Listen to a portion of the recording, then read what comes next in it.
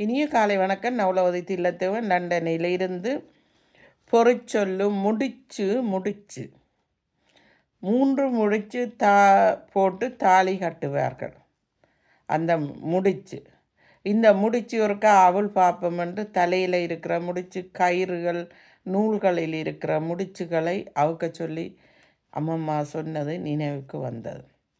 அந்த முடிச்சு போட்டு சீலைன்ற நுனித்தலப்பில் முடிச்சு போட்டு காசுகளை முடிந்து வைத்திருப்பார் அம்மா.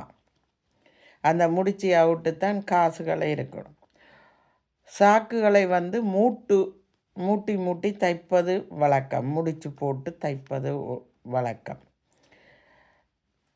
கல்யாணம் செய்யும் 4ஆம் சடங்குக்கு மாப்பிள்ளை பொம்பளையின் ஆடையை முடிச்சு போட்டு அவர்களை 4ஆம் சடங்கு வைபவத்தில் ஈடுபட வைப்பார்கள்.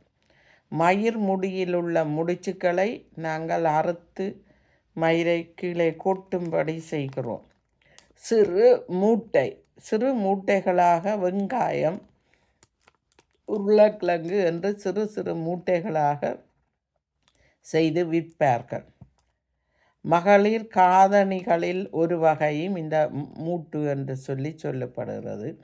மற்றது கட்டு, மாடுகளை இந்த கயிற்றினால் கட்டி முடிச்சு போட்டு கட்டி வைப்பார்கள்.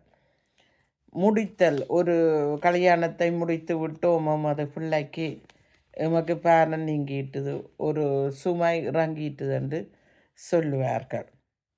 முடியப்பட்டது, சில கதைகளை முடிந்து கொண்டிருப்பார்கள். கதை முடிவில்லாமல் முடியப்பட்டிருக்கும். அது யார் சொன்னது, இப்படி நடந்தது என்று ஒரு முடிவில்லாத கதைகள் தொடர் கதையாக வந்தபடி இருக்கும். நன்றி, வணக்கம்.